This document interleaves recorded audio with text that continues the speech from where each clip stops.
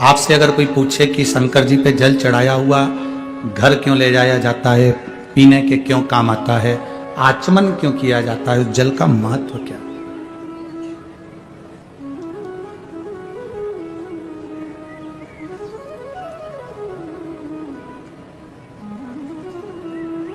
किसी किसी के घर में, किसी किसी शिव मंदिर में, थोड़ा ध्यान देंगे, किसी किसी के घर में ऐसी जो जलाधारी होती है ना, ये जलाधारी नीचे का हिस्सा समझना जरा अच्छे से, जलाधारी होती है, शिवलिंग अलग से होता है।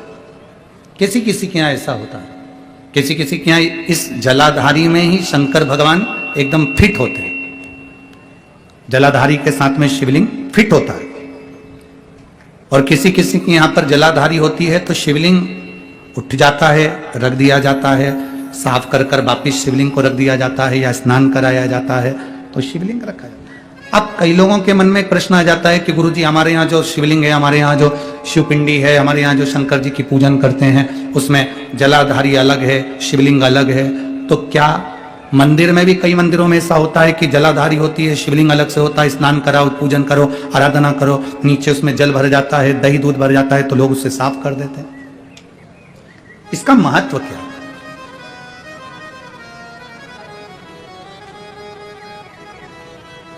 पहले तो अच्छे से समझ लो उसको।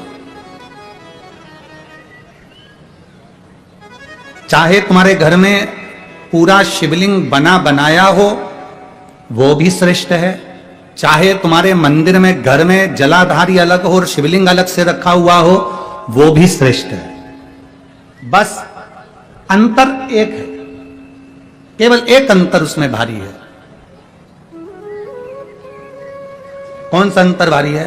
कि जो शिवलिंग फिट है, जो शिवलिंग उसमें लगा हुआ है, उसकी आप आराधना कर रहे हैं, उसमें आप जल चढ़ा रहे हैं, भक्ति कर रहे हैं, आराधना कर रहे हैं, उसका भी फल पूरा मिलेगा। जो शिवलिंग अलग से है, उस जलाधारी पर रखा हुआ है, उसकी आराधना कर रहे हैं, उसका भी फल पूरा मिलेगा। पर अंतर इतना आता है कि जैसे जो फिट शिवलिंग है जलाधारी के साथ रखा हुआ, उस पर एक बेलपत्र चढ़ाई हुई, एक बेलपत्र चढ़ाई हुई हजारों फल देने वाली होती है। जो अलग शिवलिंग अलग जलाधारी होती है उस पर एक बेलपत्र भी अगर हम चढ़ा रहे हैं तो वो सहस्त्र सहस्त्र फलदायी प्रदान कर देती है। उसमें कई लोगों के मन में एक संशय हो जाता है, हमारे नीचे का जो जलाधारी है वो चांदी की है, शिवलिंग नर्मदा के कंकर का। कई बार किसी के मन में आ जाता है कि हमारे यहां जलाधारी अलग है पीतल की, शिवलिंग हमारे यहां कांच का है, स्फटिक का है, पारद का है या पाषाण का है, तो क्या फल देगा कि नहीं देगा? क्यों नहीं देगा? अब आपसे पूछते हैं, गंगा जी के जल को गंगाली जानते हैं आप लोग? ये सब गंगा भर के लाते हैं ना, टेक रहती है, उसमें सील लगी रहती है, क्या बोलते हैं इसको यहां पर? यहां क्या बोलते हैं हमको स्मरण नहीं, हमारे उधर तो गंगाली कहते हैं उसको, जिसमें गंगा जी का जल भरा रहता है, ढक्कन लगा रहता है और उसको टेक रहती है, उसको हमारे यहाँ गंगाली कहते हैं। तो गंगा जी के जल को चाहे तुम गंगाली में रख लो और गंगा जी के जल को चाहे तुम पानी के लोटे में रख लो, जल बदलेगा क्या? क्या कहलाएगा? वो गंगा का जल ही कहलाएगा। उसी तरह शिवलिंग चाहे फिट वाला हो, चाहे वैसे ही आप आराधना करने वाले हो, उसका फल समाप्त नहीं होता, वो फल देता ही है। आप कितना सुंदर वर्णन करा। एक बार बाले ने गुरु नानक देव जी से प्रश्न किया,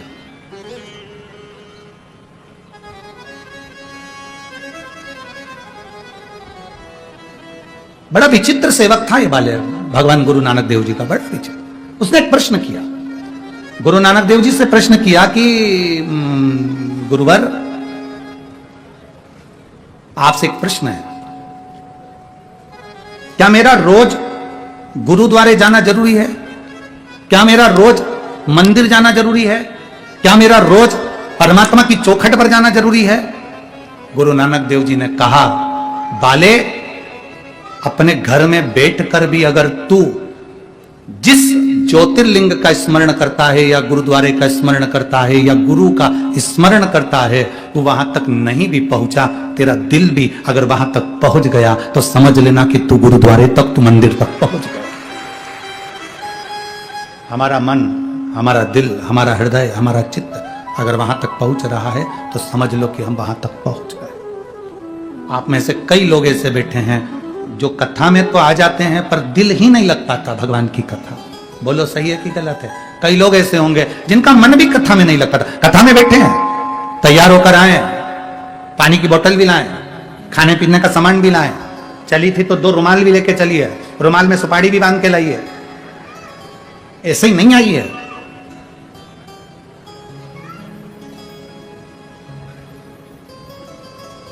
दिल भी तो लगना चाहिए, मन भी तो लगना चाहिए।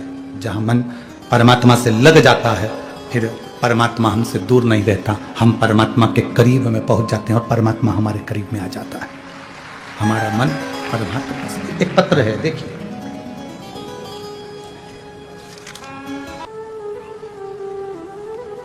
जल लेकर आवाज सुनते ही दिवोदास राजा की धर्मपत्नी अनंग मोहिनी उन बुजुर्ग के पास में पहुंचे,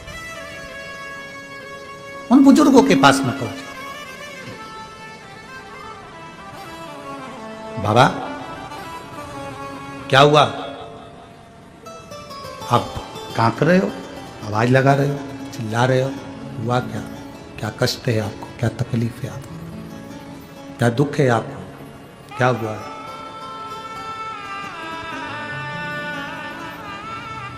क्या कष्ट है? क्या तकलीफ है? क्या दुख है?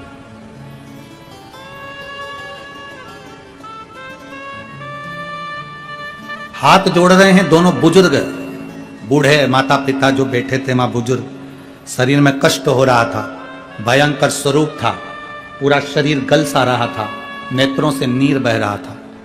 जैसे ही गंगा का जल दिवोदास की धर्मपत्नी अनंग मोहिनी लेकर उनके पास में पहुंची और उन्होंने कांकना, चिल्लाना, जो तार शरीर में हो रहा था, जो कष्ट शरीर में हो रहा था, वो चिल्लाना बंद कर दिया, कष्ट बंद कर दिया, आवाज लगाना बंद कर दिया, चिल्लाना बंद।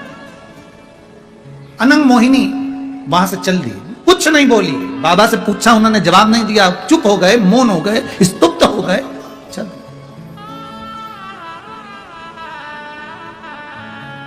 कितना सुंदर कहा है महाराज, कितना सुंदर। इतनी देर से वो दोनों चिल्ला रहे थे, इतनी देर से वो दोनों चिल्ला रहे हैं, आवाज लगा रहे हैं, कांप रहे हैं, कांप रहे हैं, चिल्ला रहे हैं, आवाज लगा रहे हैं।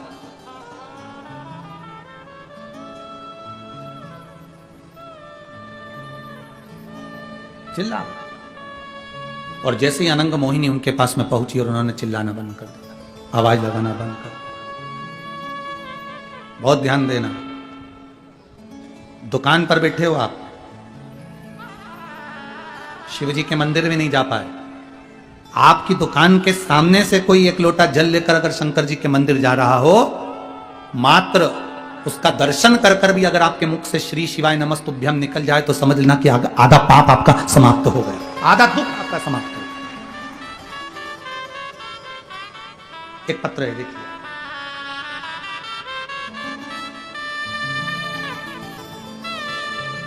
हर्षा सुनील यादव, पंडोली चंद्रपुर, मेरा मोबाइल नंबर ये है। कहीं बैठी हैं हर्षा जी?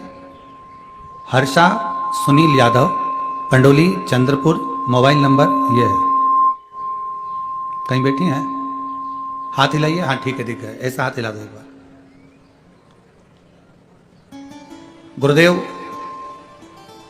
मेरी आंख के अंदर एक गठान हो गई थी, सारे दवाखानों का ट्रीटमेंट कराया, नागपुर मुंबई तक इलाज कराया, परंतु वो गठान बढ़ रही थी, कम नहीं हो रही थी। डॉक्टर के हिसाब से उसका ऑपरेशन होना था। गठान को निकालकर, क्योंकि वो गठान फैलती जा रही थी, इसलिए उसका ऑपरेशन होना, उसको निकालकर जांच के लिए भेजना जरूरी था। आपने एक बार कथा में कहा था, जिंदगी में जब तकलीफ आए शिव को जरूर याद करो। गुरुदेव, शिव चतुर्थी की पूर्णिमा की रात को आपने एक 31 बेलपत्री का उपाय बताया था। आप जब उपाय बताते हो तो लोग कहते हैं कि ये टोटके वाला बाबा है, टोटका बताता है। पर गुरुदेव आपका एक एक उपाय आप नहीं बोलते, स्वयं महादेव व्यासपीठ से बोलता है। आपका उपाय नहीं रहता, शिव उपाय बताता है। आपने शिवरात्रि के दिन, रात्रि के पूर्णिमा, शिवरात्रि की चतुर्थी के बाद की जो पूर्णिमा है, रात को 31 बेलपत्री का उपाय करने को बोला था, जो 12 बजे रात को चढ़ाना था। मेरे घर के लोग आश्चर्य कर रहे थे, क्या ऐसा करने से कोई गठान गल जाती है? आंख में गठान है और बड़ी बीमारी के चांस हैं, इसको ऑपरेशन कराओ, ये क्या फालतू का काम कर रहे हो?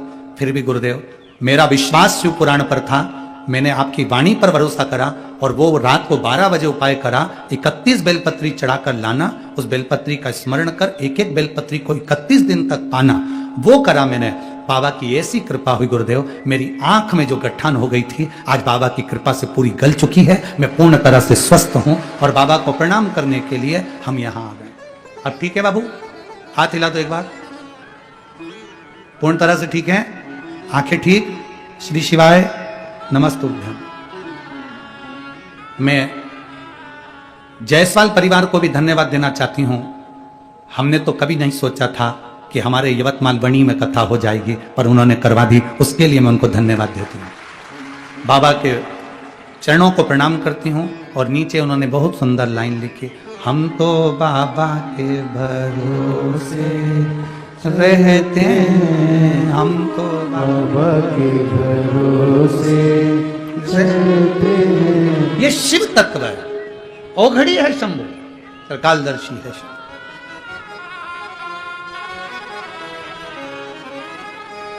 आपने उसको पुकारा, आपने उसको भजा, आपने उसको स्मरण किया, वो तुम्हारे सम्मुख में आकर खड़ा। शिव मंदिर तक नहीं जा पा रहे हैं, शंकर जी को एक लोटा जल नहीं चढ़ा पा रहे हैं, शिव जी के मंदिर तक नहीं पहुंच पा रहे हैं। कोई जल का लोटा लेकर भी अगर शंकर के मंदिर जा रहा है और आप अपनी दुकान पर काम में लगे हैं, केवल वो लोटा भरकर शिव के मंदिर जा रहा है, उसको देखकर भी श्री शिवाय नमस्तुभ्यम अगर तुम बोल लेते हो तो तुम्हारी जिंदगी के आधे दुख, आधे कष्ट समाप्त हो जाते हैं,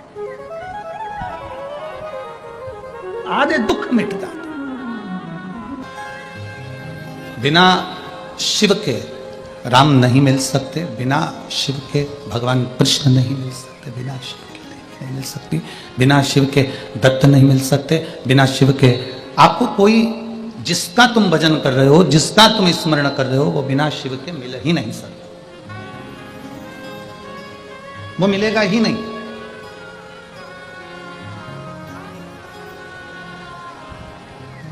एक प्रैक्टिकल करके देखना अपने जीवन में, आप एक बार ऐसा प्रैक्टिकल करना, एक बार ऐसा प्रयास करना, एक बार ऐसा प्रैक्टिकल कर कर देखना, प्रयास कर कर देखना कि आप किसी भी देवता की माला करना, जो तुम्हारा मन पड़ जाए उस देवता की माला करो, उस देवी की माला करो। हमारी तरफ से पूर्ण तरह से स्वतंत्र है, पूर्ण तरह से छूट है।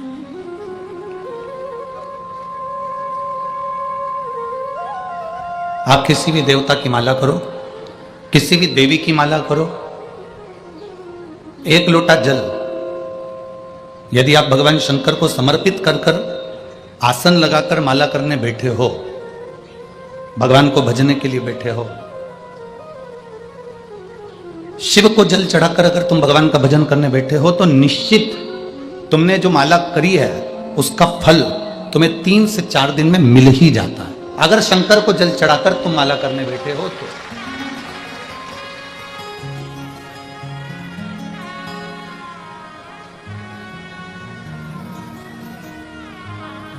शिव को जल चढ़ाकर यदि तुम भगवत भजन करने बैठे हो तो उसका फल मिल ही जाता है। आप में से कितने लोग हैं जिन्होंने रामायण पढ़ी है या सुनी है? सबने पढ़ी है ना? रखो हाथ। कभी तो पढ़ी होगी, कभी तो सुनी होगी, कभी तो स्मरण किया होगा। अगर आपने रामायण पढ़ी है, सुनी है, देखी है, तो उसमें सबसे पहले जो चरित्र आता है रामचरितमानस में, सारे चरित्र बाद में आते हैं, सबसे पहले चरित्र आता है भगवान शंकर का।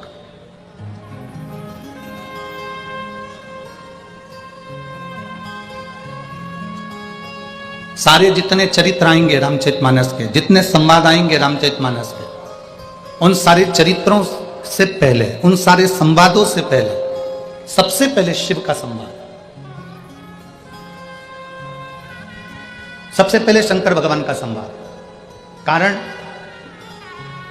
क्यों शिव का संवाद है, क्यों शंकर भगवान का चरित्र है, क्यों शिव भगवान का चरित्र वर्णन किया, उसका केवल एक कारण, भागवत जी भी अगर हम पढ़ते हैं, भागवत जी भी हम सुनते हैं, तो भागवत में सबसे पहले शंकर भगवान का चरित्र आता है।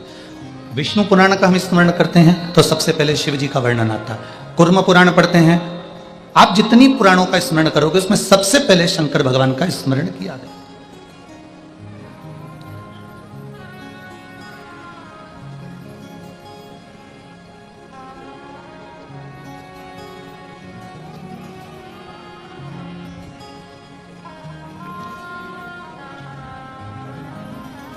महाराष्ट्र की भूमि पर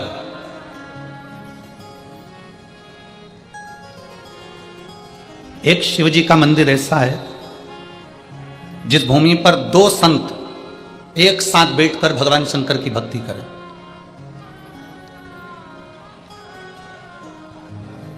महाराष्ट्र की पवित्र भूमि पर एक शंकर का मंदिर ऐसा है जहां राष्ट्र के दो अनमोल हीरे, अनमोल संत, राष्ट्र के रतन, जिन्होंने शिव का दर्शन एक साथ किया, वो मंदिर है औंधा नागनाथ का मंदिर।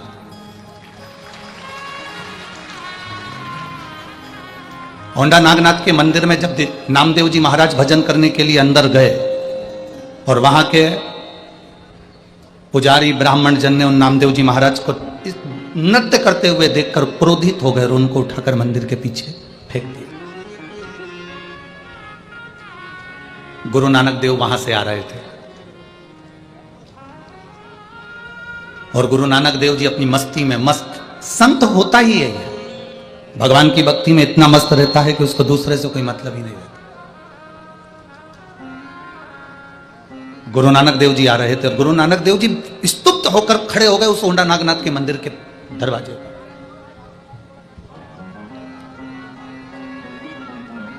जब गुरु नानक देव जी ने देखा कि नामदेव जी महाराज और मंदिर के पीछे पड़े, नामदेव जी महाराज का बहुत सारा समय पंजाब की धरा पर निकला था। कई शास्त्रों में तो वर्णन मिलता है कि 18 वर्ष तक संत नामदेव जी महाराज पंजाब की धरा पर गुरु नानक देव जी महाराज के सानिध्य में रहे। हमारे शास्त्र वर्णन करते हैं।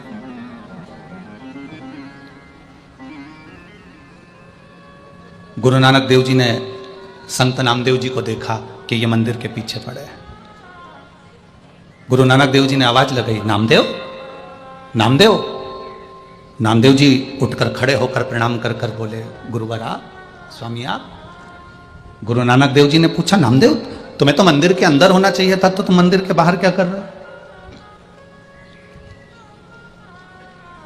ये मंदिर के बाहर तुम्हारा क्या काम है? नामदेव जी ने कहा कि मैं भगवान की भक्ति कर रहा था, भजन कर रहा था, कीर्तन कर रहा था, मंत्र जाप कर रहा था, स्मरण कर रहा था और मेरे सुध नहीं रही तो मैं नृत्य करने लगा, मुझे मंदिर के बाहर फेंक दिया गया। गुरु नानक देव जी ने कहा, नामदेव एक बार मैंने तुझे कहा था, दुनिया में ऐसी कोई जगह नहीं जहां पर ईश्वर नहीं, परमात्मा नहीं। हर एक में रब समाया, हर एक में रब का वासा है। नामदेव अगर तेरी भक्ति प्रबल है, तेरा विश्वास प्रबल है, तेरा भरोसा दृढ़ है, तो मंदिर का पिछाड़ा अगाड़ी होगा और अगाड़ी पिछाड़ी होगा। मंदिर का जो पीछे का हिस्सा है वो आगे हो जाएगा और आगे का हिस्सा पीछे। अगर तेरा विश्वास पक्का है, तेरा भरोसा पक्का है, तेरी दृढ़ता पक्की है, तो ये होकर ही रहेगा। सब कुछ विश्वास कर। ये जायसवाल परिवार में कथा हो रही है। श्री राजकुमार जी जायसवाल इस कथा को लिए हैं। कलयुग में कथा करवाना बहुत कठिन विषय है, बहुत कठिन। और मैं राजकुमार जी जायसवाल जी को धन्यवाद दूंगा और उनकी धर्मपत्नी सौभाग्यवती श्रद्धा जी जायसवाल जी को धन्यवाद दूंगा कि आप दोनों का जो विश्वास है, आप दोनों का जो दृढ़ता है, इतना विश्वास आपका सालासर बालाजी के प्रति, और शिव जी के प्रति इतना दृढ़ी है कि भोलेनाथ को आपके यहाँ कथा करने के लिए आना ही पड़ा। ये भरोसा, ये विश्वास। और आप मानेंगे नहीं, मैं ये इस कथा को लाखों लोग आस्था चैनल पर देख रहे हैं, फेसबुक यूट्यूब पर श्रवण कर रहे हैं, और कई लोग इस कथा को श्रवण कर रहे हैं। यवतमाल जिले से कई बार कथा के लिए फोन आए। हमने एक ही बात उन लोगों को कही कि भाई ये कथा तो बनी में चली गई है, और वो भी यवतमाल जिले के अंतर्गत, वो भी यवतमाल जिले के अंतर्गत ही आती है। तो कथा तो जिले के अंदर ही हो रही है, उस कथा का लाभ आप सब लो। पर मुख्य एक ही बात कहने में आती है कि कहीं पूर्वजों का भाग्य प्रबल होगा, कहीं तुम्हारे माता पिता का भाग्य प्रबल होगा, कहीं उनका पुण्य भाग्य प्रबल होगा, और आप लोगों के पुण्य की गुल्लक भराई होगी, तब जाकर ये शिव महापुराण की कथा बनने में आई होगी। ये प्रभु कृपा। और लाखों की संख्या में पधारे आप सभी भक्तों को भी एक ही बात कहूंगा कि आपके घर में भी ढेरों लोग रहते हैं, ढेरों घर के अंदर लोग निवास करते हैं, पर यदि आप परमात्मा की कथा तक पहुंचे हो, भगवान के भजन तक पहुंचे हो, भगवान की अविरल भक्ति तक पहुंचे हो, तो ये मानकर चलना कि कहीं प्रभु की कृपा हुई होगी, उसकी उदारता हुई होगी, उसकी करुणा हुई होगी, उसकी दया हुई होगी, तो आप इस कथा तक पहुंचे हो। बहुत कठिन है, बहुत कठिन। दुनिया को अपना बनाया जा सकता है, पर अपनों को अपना नहीं बनाया जा सकता। बहुत कठिन है महाराज।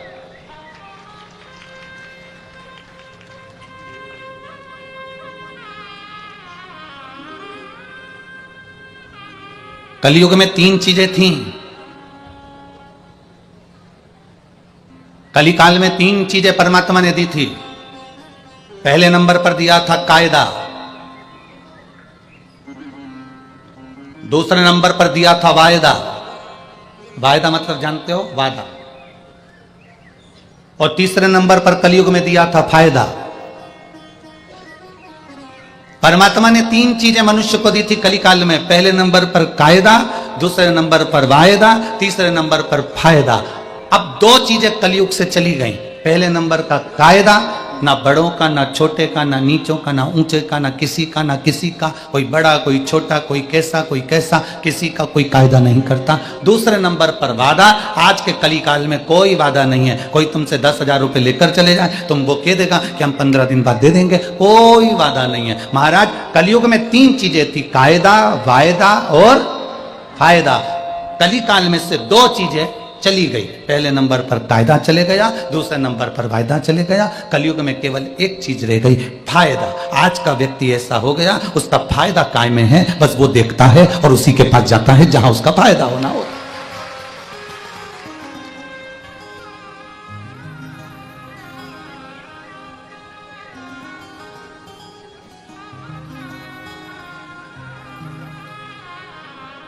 थोड़ा सा कायदा करिए, थोड़ा सा सम्मान करना सीखिए, थोड़ा सा कायदा करना सीखिए, थोड़ा सा आदर करना सीखिए, थोड़ा सत्कार करना सीखिए, थोड़ा सम्मान करना सीखिए। जो वादा किया है उसको निभाने का एक प्रयास करिए। जो वादा आपने किया उसको निभाने का प्रयास करिए।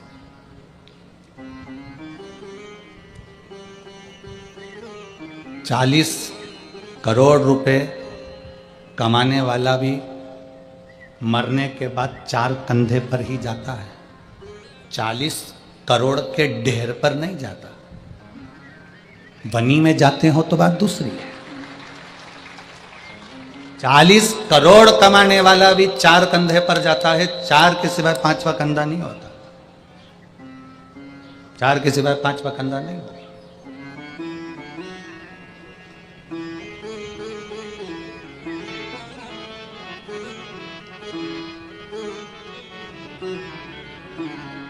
रे मन मुसाफिर निकलना पड़ेगा, काया कुटी खाली करना पड़ेगा। अरे मन मुसाफिर निकलना पड़ेगा, काया कुटी खाली करना पड़ेगा। 40 करोड़ कमाने वाला भी 4 कंधे पर जाता है, उसके लिए ज्यादा कंधे नहीं होते। आशीष इधर आओ, दोनों आशीष आ जाओ, इसको बंद करके आना।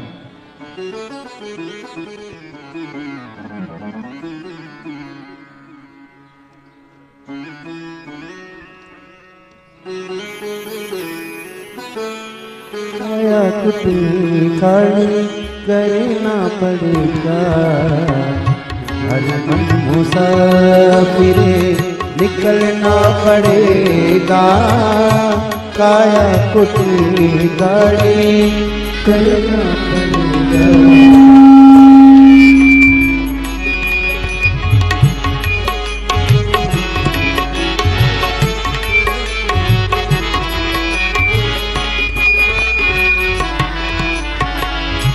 चमरे को मोरे को तू क्या संभाले, जिस दिन तुझे घर का मालिक निकाले, उसका किराया भी भरना पड़ेगा, काया कुटी खाली करना पड़ेगा, रे मन मुसाफिर निकलना पड़ेगा, काया कुटी खाली करना पड़ेगा, रे मन मुसाफिर। शास्त्र कह रहा है 40 करोड़ कमाने वाला भी 4 कंधे पर जाता, 4 कंधे पर जाता। 40 करोड़ के ढेर पर बैठकर कोई नहीं जाता। धन जोड़ा आपने, पैसा जोड़ा आपने, व्यापार किया आपने, पर इतना जरूर याद रखना, सब कुछ जोड़ना, उसके साथ में आप अपना व्यवहार जरूर जोड़ना, जो अंत समय तक जाने वाला है। आपका व्यवहार अंत समय तक वो जरूर जाए। और यदि व्यवहार नहीं है तो वो नहीं जाए। शिवपुराण कहती है महाराज, भगवान शंकर का चरित्र कह रहा है, भगवान शिव की पवित्र कथा कर रही है। गुरु नानक देव जी नामदेव जी से कहते हैं कि भजन में अगर बल है तेरे, और मैंने तुझे कहा, नामदेव जी महाराज से कहते हैं, नामदेव मैंने तुमसे कहा, ईवे विठ्ठल उवे विठ्ठल, विठ्ठल बिना भव पार नहीं। हर जगह पर पांडुरंगा विठ्ठल विराजमान है, कण कण में परमात्मा विराजमान है, इसको ढूंढने की जरूरत नहीं है। सुनो नामदेव, तुम जहां बैठकर भगवान का भजन करोगे वहां पर हरि विठ्ठल पांडुरंगा तुम्हारे सामने होगा, भजो। और नामदेव जी ने जो भजना प्रारंभ करा, स्वयं गुरु नानक देव जी खड़े खड़े देखते रहे कि नामदेव जी भजन में इतने लीन हो गए, इतने लीन हो गए कि शंकर भगवान के मंदिर का दरवाजा बदल गया और दरवाजा सम्मुख में हो गया। गुरु नानक देव जी ने नामदेव जी को जगाया, और गुरु नानक देव जी नामदेव जी को जगा कर कहते हैं, नामदेव उठो, तुम्हारी भक्ति का बल बढ़ा तो भगवान शंकर का दर्शन तुम्हें पीछे की ओर भी हो गया। ये भक्ति होती है। लोग कहते हैं गुरु जी हम कौन से कलर का कपड़ा पहने, भगवान मिल जाएंगे, हम कौन से कलर का कपड़ा धारण करें, भगवान मिल जाएंगे, हम कौन सी नदी के तट पर जाकर बैठे, भगवान मिल जाएंगे। शिव महापुराण की कथा कहती है, भगवान को पाने के लिए कपड़े बदलने की जरूरत कभी नहीं पड़ती, भगवान को पाने के लिए केवल कलेजा बदलना पड़ता है, परमात्मा तुम्हारे सामने आ जाता है। केवल हमको कलेजा बदलना है, केवल हमको अपना मन बदलना है, केवल हमको अपनी चित्त बदलना है, केवल हमको हमारी वृत्ति बदलना है। विचार और जल, ये दोनों गंदे नहीं होना चाहिए।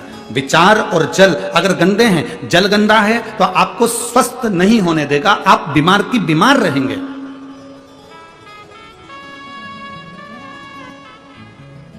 जल गंदा है तो शरीर बीमार कर देगा, शरीर गंदा कर देगा।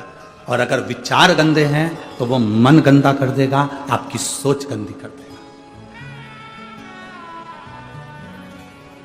श्रेष्ठता पाइए, श्रेष्ठता। कितना सुंदर संवाद शिव महापुराण के अंतर्गत आता है।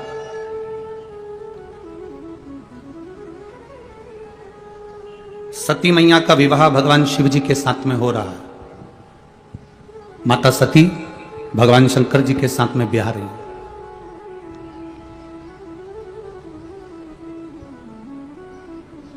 सती मैया का विवाह भगवान शिव के साथ में हो रहा है। सती मैया भगवान शंकर को अधिक प्रेम करती है, बहुत प्रेम। दक्ष प्रजापति ने सती माता को समझाया था। दक्ष प्रजापति ने माता सती जी से कहा था कि सती सुन, तू ये विवाह मत कर, ये शादी मत कर, मैं तेरे लिए अच्छा वर देख देता हूँ, अच्छा घर देख देता हूँ, तेरे लिए अच्छा परिवार देख देता हूँ। पर सती मैया नहीं मानी। मुझे विवाह करना है तो केवल शिव से करना है और किसी से, उसके सिवाय मुझे विवाह ही नहीं करना। मैं अगर विवाह करूंगी तो भगवान शंकर से करूंगी, शंकर के सिवा मैं किसी से नहीं। एक भरोसा, एक विश्वास, एक दृढ़ता सती ने बना ली।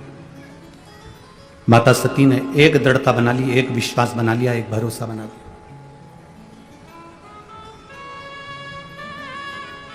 अगर मैं विवाह करूंगी तो केवल शिव से। अब शंकर भगवान कहां रहते हैं? कैलाश पर। शिव जी कहां निवास कर रहे हैं? शमशान में। शिव जी कहां रह रहे हैं? पर्वत के ऊपर। सती मैया कहां रह रही है? राजा दक्ष प्रजापति के घर में, जहां करोड़ों की संपदा है, वैभव है, धन है, संपदा है, सत्ता है, सब कुछ है। दक्ष प्रजापति की यहां कोई कमी नहीं।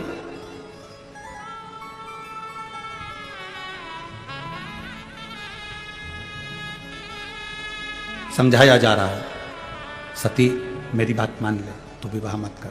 सती मेरी बात मान ले तो शिव से विवाह मत कर, तू और किसी से विवाह कर लेगी मैं चल जाएगा। कोई धनपति, कोई वैभवपति, कोई सत्तापति, कोई हमेशा ढूंढ लेते हैं जिसके साथ में सती तुम विवाह कर लो। सती तुम विवाह कर लो, हम ढूंढ लेते। सती सती कहती हैं मैं विवाह करूंगी तो केवल देवाधिदेव महादेव से करूंगी, इसके सिवा विवाह नहीं करूंगी। दक्ष प्रजापति ने भगवान शंकर को बुलाकर एक बात बड़ी सुंदर कही, और एक एक लड़के की बुद्धि में यह बात बैठना चाहिए जो शंकर भगवान ने दक्ष प्रजापति से कही। पहले दक्ष की बात सुन लेना, उसके बाद शंकर जी की बात सुन लेना। विवाह करने वाला लड़का, विवाह करने वाला वर, उसके मुख पर शिव महापुराण का यह संवाद अब उसकी जिह्वा पर होना चाहिए।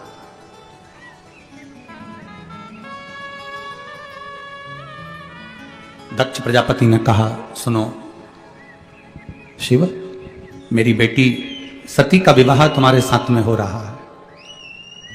मेरी बेटी सती का विवाह मैं तुम्हारे साथ में कर रहा हूं, और मेरी बेटी सती का विवाह मैं तुम्हारे साथ में कर रहा हूं, जिसने अपने परिवार में राजसी ठाट देखा, वैभव देखा, सत्ता देखी, धन देखा, संपदा देखी। अब मेरी बेटी तुम्हारे साथ में विवाह करना चाहती है। तुम कैलाश पर रहते हो, शमशान में रहते हो, तुम्हारे पास में ऐसा धन, वैभव, संपदा कुछ भी नहीं है। मेरा मन करता है कि तुम जो मांगोगे मैं अपनी बेटी के कन्यादान में वो दे दूंगा। थोड़ा ध्यान देना वनी वालों, बहुत सावधानी से कथा सुनना, और जितने लोग आस्था चैनल पर कथा सुन रहे हैं, फेसबुक यूट्यूब पर कथा सुन रहे हैं, बड़े ध्यान से सुनना। शिव,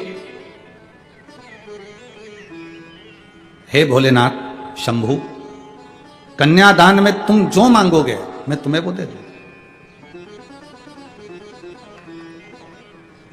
आज मेरी बेटी ब्याह रही है, तुम्हें जो चाहिए मांगो। भोलेनाथ जी ने कहा दक्ष प्रजापति को देखकर। दक्ष प्रजापति को जब देखा तो देखकर भगवान शिव ने, भगवान शंकर ने, ओघरधानी ने, त्रिकालदर्शी ने, कैलाशी ने, अविनाशी भगवान शिव ने देखा।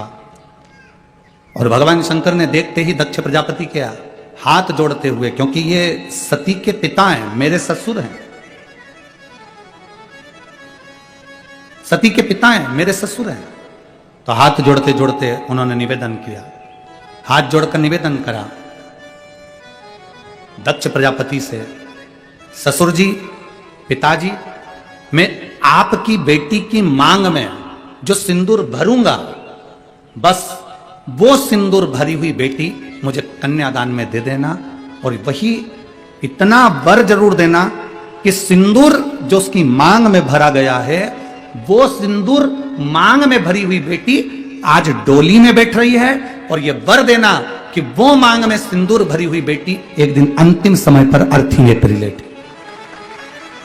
उसके मांग में सिंदूर भरा हो, बिना सिंदूर के वो अर्थी पर बिना लेटे।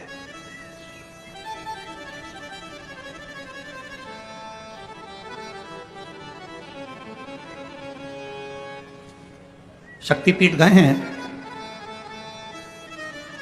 किसी शक्तिपीठ के दर्शन करें आप लोगों ने? हाथ तो उठाओ जरा।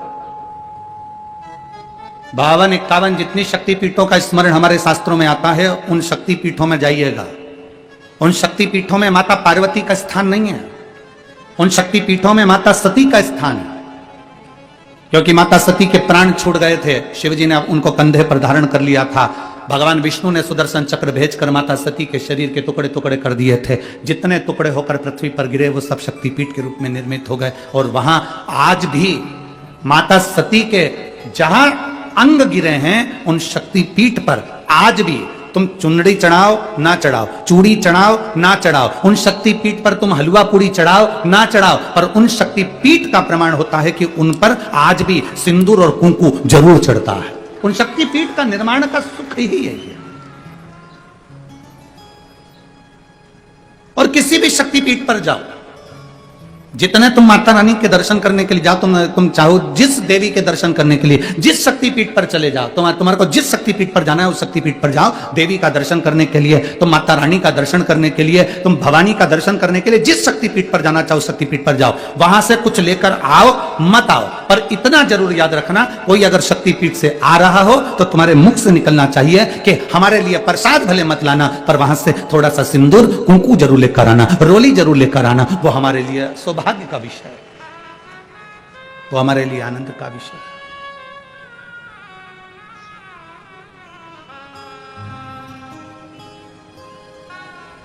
महाराज,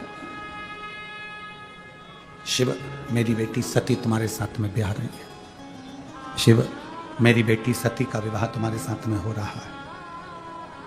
मेरी बेटी सती तुम्हारे साथ में ब्याह रही है। मेरी बेटी सती का विवाह तुम्हारे साथ में हो रहा है। और मांग लो, तुमको कन्यादान में अगर कुछ देना हो तो आप बोलो, हम आपको वो दे देते हैं। भोलेनाथ मना कर, क्यों मना करा? तार वाली बहू लेकर आओगे तो वो तुमको गैस पे रोटी सेक के नहीं देगी, तुम्हें सेक देगी।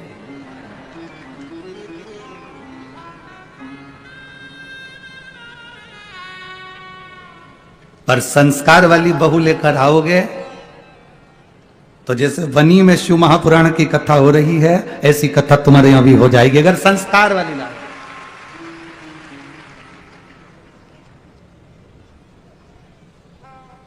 आज के जमाने में शादी नहीं होती, समझौता होता है। आज के जमाने में विवाह नहीं है, आज के जमाने में खरीदारी है। रिश्ता जहां होता है वहां पहले बात हो जाती है। 10 लाख का, 15 लाख का, 20 लाख का। और माँ बाप भी धन्य है जो खरीद भी लेते हैं, क्योंकि इनकी आदत में। बेटी छोटी थी तो उसके लिए 10 रुपए की उनने टॉफी खरीदी। बेटी बड़ी हो गई, 10,000 की साइकिल खरीदी। बेटी और बड़ी हो गई तो 2-5 लाख की गाड़ी खरीद ली, 2-5 लाख रुपए की गाड़ी। बेटी और बड़ी हो गई तो उन्होंने सोचा अब क्या खरीदें, तो उन्होंने कहा लड़की की शादी करना है तो दूल्हा खरीद लो।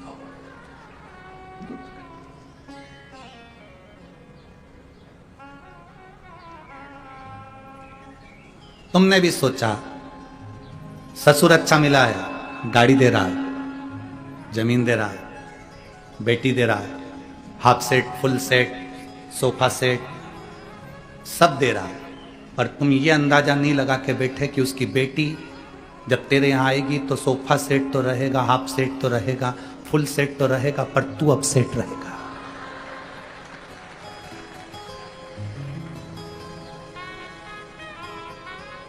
तुमने ये अंदाजा नहीं लगाया कि तेरा क्या होगा कालिया।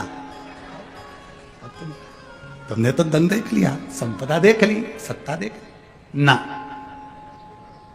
बहुत ध्यान देना शिव महापुराण की कथा पर। अगर तुम्हारी बेटी संस्कारित है, तुम्हारी बेटी में संस्कार है, तो करोड़ों का धन मत देखना, बेटी के लिए वर देखना, लड़का नहीं वर देखना। अगर तुम्हारी बेटी संस्कारवान है तो यह निश्चित है तुम्हारे पास में धन नहीं भी होगा ना, तो वो घर को करोड़पति तो एक दिन बना ही देगी। अगर उसका दिल हृदय बड़ा है तो वो घर में संपदा लेकर आए। पर हम होड़ में लगे हैं।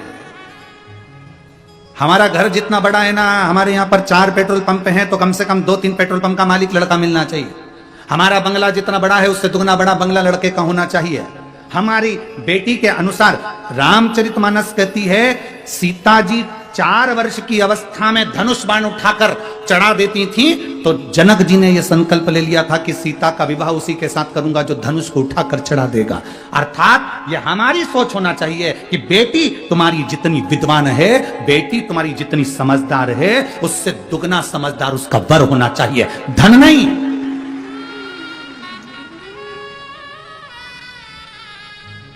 हम धन दुगना देखते हैं, हम संपदा दुगनी देखते हैं, हम पैसा दुगना देखते हैं, पर लड़का विवेक से दुगना नहीं देखते, बुद्धि से दुगना नहीं देखते कि हमारी बेटी के अनुकूल हो।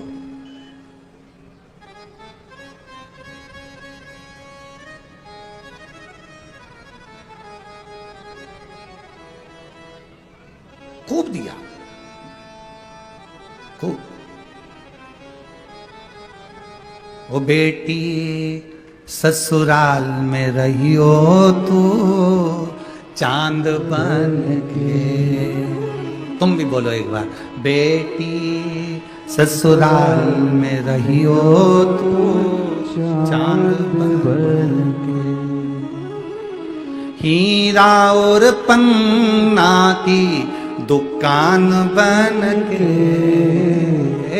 हीरा और पन्ना की दुकान बन के। बेटी ससुराल में रहियो तो चांद बन के। हमारे यहाँ बेटी की जब विदाई होती थी तो माताएं घर से कहकर भेजती थी। क्या लाइन बोलती थी? ओ बेटी ससुराल में रहियो तू, बोलो रे बनी वालो, चांद। कौन सी दुकान? जम के बोलो जरा। हीरा और पन्ना की दुकान बन के, हीरा और पन्ना की दुकान बन के। इस लाइन में पान की दुकान नहीं बोली,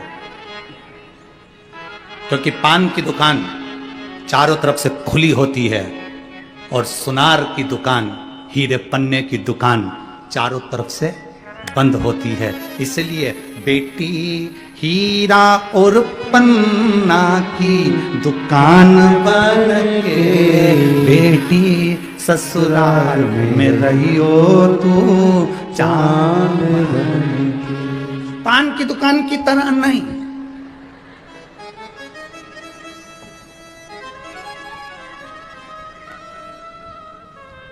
हीरा पन्ना की दुकान चारों तरफ से ढकी, चारों तरफ से ढकी।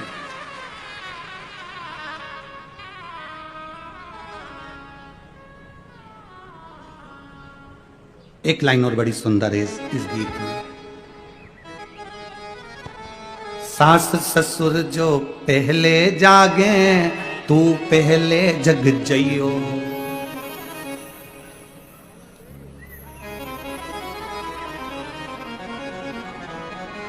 अब तुम भी बोल लो जरा इस लाइन को। सास ससुर जो पहले जागे, तू पहले जियो।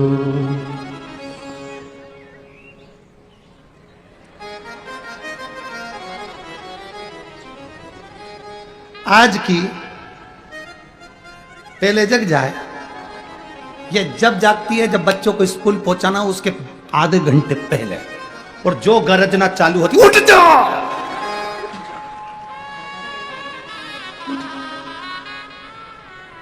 बच्चे तो नहीं उठते, पर पास में जो सो रहा है भेरू, वो उठ जाता। उठते से हाथ जोड़ के बोलता है, ये चंद्र घंटा, हे कुष्मांडा, कात्यायनी, कालरात्रि, हे काली, खप्पर वाली, आज क्या हो गया जो तू इतनी गरज रही है? तुम तो सोते रहो, बच्चों को जगा दो, मैं आई अब भी।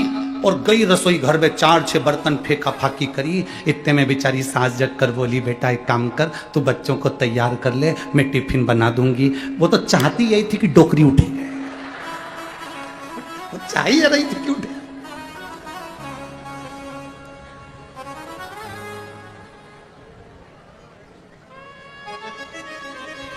जब तक बच्चे स्कूल नहीं पहुंच जाएं तब तक इतनी चिल्लाए, और बच्चे जब स्कूल पहुंच जाएं तो बच्चे भी घर के पांव पड़ के जाते हैं, हाथ हिला के जाते हैं। मां बड़ी खुश होती है, मेरे बच्चे मुझे बाय करके गए। बच्चे कहते हैं बाय नहीं करा, 5 बजे तक की छुट्टी। बाय नहीं करा हमने, 5 बजे तक की छुट्टी है। क्या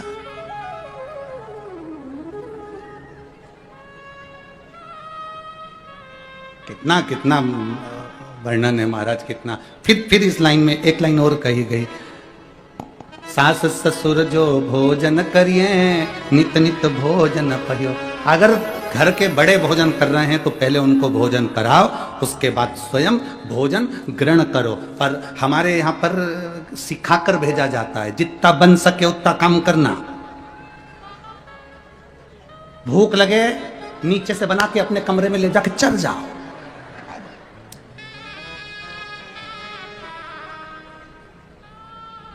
प्रयास करो, कोई घर में भूखा तो नहीं है, प्रयास करो कोई घर में भूखा तो नहीं है, भोजन करो समय की अवस्था के अनुसार।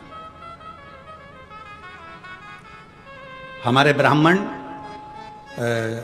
भैया राजकुमार जी जायसवाल जी के यहाँ पर मंडल बना रहे थे, पूजन के जो मंडल होते हैं वो मंडल बना रहे थे।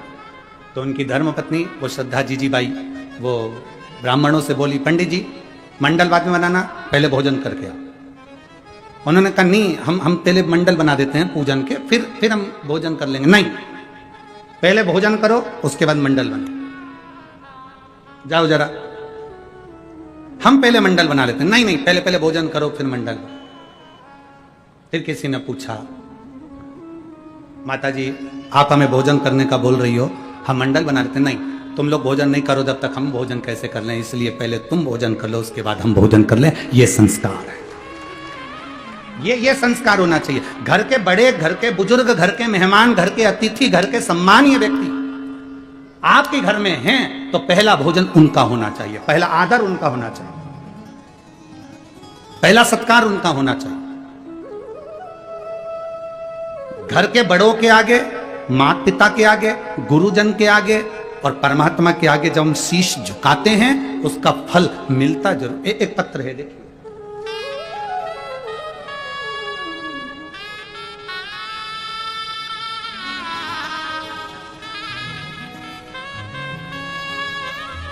शिव तत्व इसी को कहते हैं, औघड़ी शंकर इसी को कहते हैं। और तेरी कृपा बिना ना हिले एक भी अणु, लेते हैं श्वास तेरी कृपा से तनो तनो। आप शिव पर जितना भरोसा करोगे, जितना विश्वास दृढ़ करोगे, वो उतना शिव आपके करीब में, आपके नजदीक। लोग कहते हैं गुरुजी क्या शंकर भगवान की कथा सुनने से या शंकर जी पर एक लोटा जल समर्पित करने से क्या हमारा कार्य हो सकता है? मानो तो मैं गंगा मां हूं और ना मानो तो बहता पानी। आप मानो तो ये गंगा जल है, ना मानो तो बहता हुआ पानी है। आप मानो तो शिव महापुराण जगत की झोली भरने वाली है और ना मानो तो केवल एक पुराण है, केवल एक पुराण। एक पत्र और है,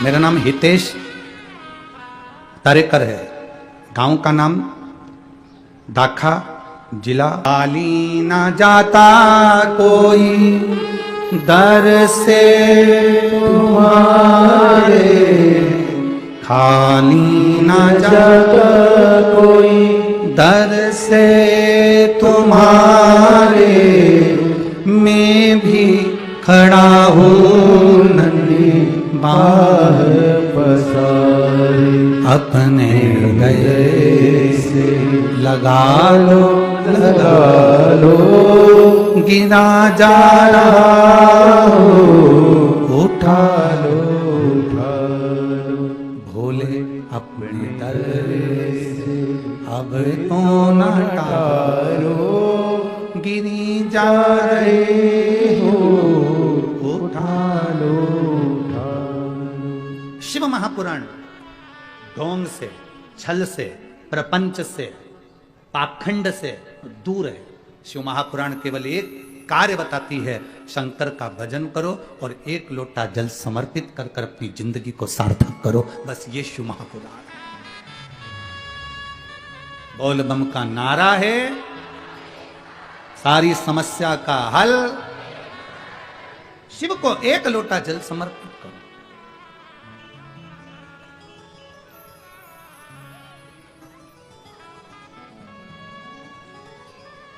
आपके भीतर का भरोसा जागृत करो, अपने भीतर का भरोसा।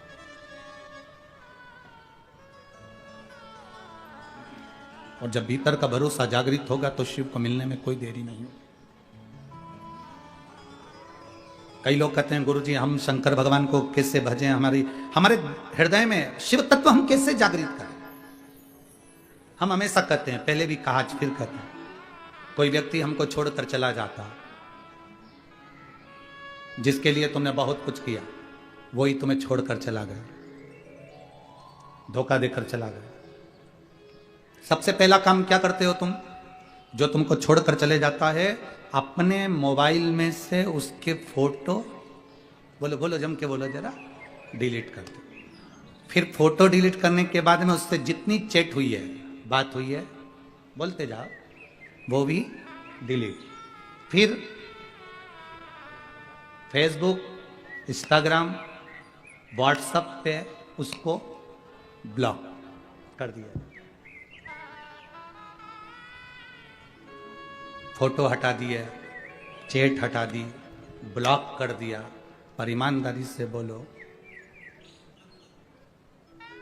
तुमने उसको जितनी बार साथ दिया, वो साथ दिया तुमने, तो तुम्हें वो 2-4 महीने में, 6 महीने में तुम्हें याद आएगा कि नहीं आएगा कि मैंने इसका इतना साथ दिया और फिर भी इसने धोखा दिया। ब्लॉक मोबाइल से कर सकते हो, फोटो हटा सकते हो, चैटिंग हटा सकते हो, सब कुछ कर सकते हो, पर दिल में रह कर आता है कि मैंने इतना करा था और इसने मेरा साथ नहीं दिया। कितना ही हटा लो, पर दिल में वो बात रह जाती है। उसी तरह शिव महापुराण की कथा कहती है, दुनिया के लोग कितना भी कह ले, हम मंदिर नहीं जाते, हम भगवान से कोई मतलब नहीं रखते, हमें शंकर जी से कोई मतलब नहीं, हमें एक लोटे जल से कोई मतलब नहीं, हम शंकर जी को नहीं मानते, ये सब ढोंग है, प्रपंच है, छल है, छिद्र है, सब इस तरह का व्यवहार करते रहते हैं। पर शिव महापुराण की कथा कहती है, तुम कितनी भी चैटिंग हटा लो, फोटो हटा लो, चाहे ब्लॉक कर दो, पर महादेव ने जब पृथ्वी पर जन्म दिया तो इसमें सिंह पीट कर भेजा है, वो तुम्हारे दिल में रहता है, वो तुम्हारे भीतर है, वो परमात्मा प्रकट है तुम्हारे भीतर। बस तुम जब उसको पुकारते हो, दिल से पुकार लेते हो, वो तुम्हारे सामने आ जाता। श्री शिवाय नमस्ते, तुमने दिल से पुकारा, वो तुम्हारे सामने आ गया।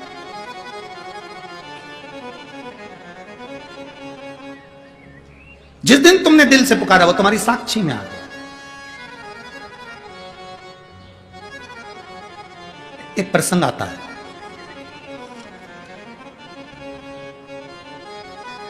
काशी के राजा दिवोदास, काशी के राजा का नाम था दिवोदास, जिनकी धर्म पत्नी का नाम था अनंग मोहिनी।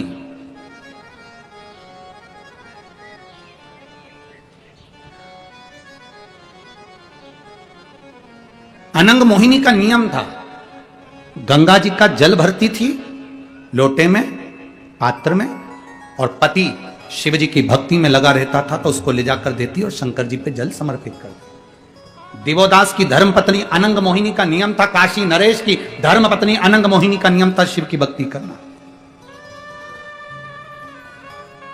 एक बार अनंग मोहिनी आ रही थी,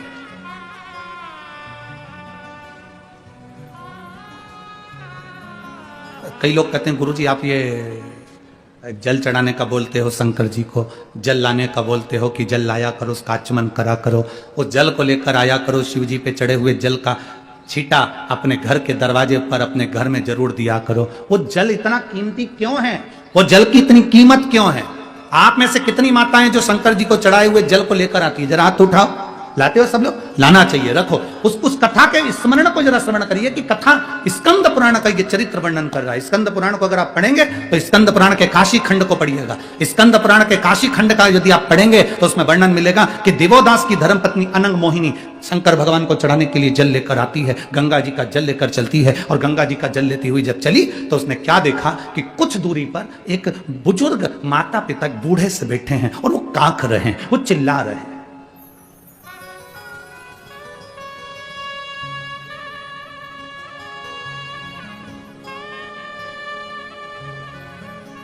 चिल्लाने का भी एक तरीका होता है।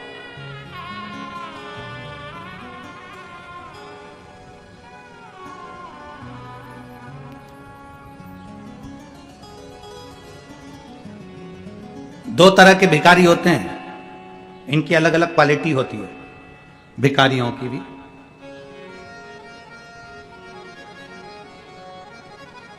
एक भिखारी वो होता है जो केवल तुम्हारे दरवाजे पर आकर चिल्लाता है, भैया 10 रुपए दे दो ना,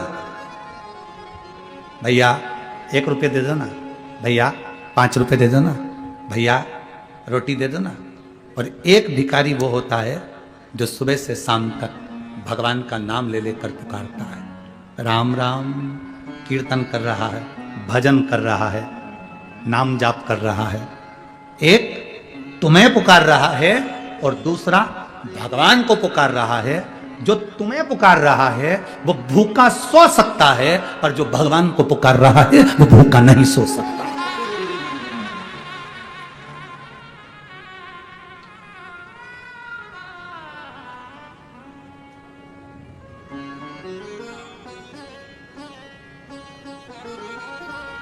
वो भूखा नहीं सो सकता। भिखारी की क्वालिटी अलग अलग है, 2 क्वालिटी अलग अलग। एक भूखा रह सकता है। कौन भूखा रह सकता है? जिसने तुमको पुकारा है। हो सकता है तुम्हारे यहां से भोजन नहीं मिले, आगे से भोजन नहीं मिले, दूसरे के दरवाजे पर गया, वहां उसने आवाज लगाई, भैया रोटी दे दो, काका जी रोटी दे दो, मामा जी रोटी दे दो, भाभी जी रोटी दे दो, जीजी भाई रोटी दे दो, पैसा दे दो। पर जो भगवान को पुकार रहा है, राम राम कृष्ण नाम शिव नाम हरि विठ्ठल पांडुरंगा राम कृष्ण हरि, भगवान का भजन कर रहा है, तुम्हारे दरवाजे पर खड़ा भजन कर रहा है, तुम्हारे दरवाजे पर आया और भगवान का भजन कर रहा है, उसको तुम भले कुछ मत दो, उसके भजन का बल बढ़ेगा ना, तो परमात्मा को भी नीचे आकर उसके कटोरे में रोटी देना ही पड़ेगा। भजन का बल बढ़ेगा तो वो देगा। आप ये मत सोचना कि शिव महापुराण की कथा हमने अभी अमरावती में सुनी थी, अभी हमने 40 गांव में सुनी थी, अभी हमने जलगांव में सुनी थी, अभी हमने यहां सुनी थी, वहां सुनी थी। ना ना ना, नागपुर सुनी ना। आपके स्मरण में रहना चाहिए कि मुझे भगवान को पुकारना है, मुझे शिव महापुराण की कथा तक जाना है, पंडाल में बैठकर मुझे कथा सुनना है। क्यों? क्योंकि मैं उसके दरवाजे पर बैठकर उसके नाम को अगर पुकारूंगी तो एक दिन वो भी कैलाश छोड़कर मेरी दुख की घड़ी में मेरे दरवाजे पर खड़ा मिलेगा। और अंत समय प्रभु आना पड़ेगा, वचन दिया तो निभाना पड़ेगा। आए ना आए प्रभु कुटुंब कबीला, अंत समय प्रभु आना पड़ेगा, वचन दिया तो निभाना पड़ेगा। अंत समय प्रभु आना पड़ेगा, वचन दिया तो निभाना पड़ेगा। अंत समय में वो हमारे दरवाजे पर मिलेगा, अंत समय। और हरिओम में ओम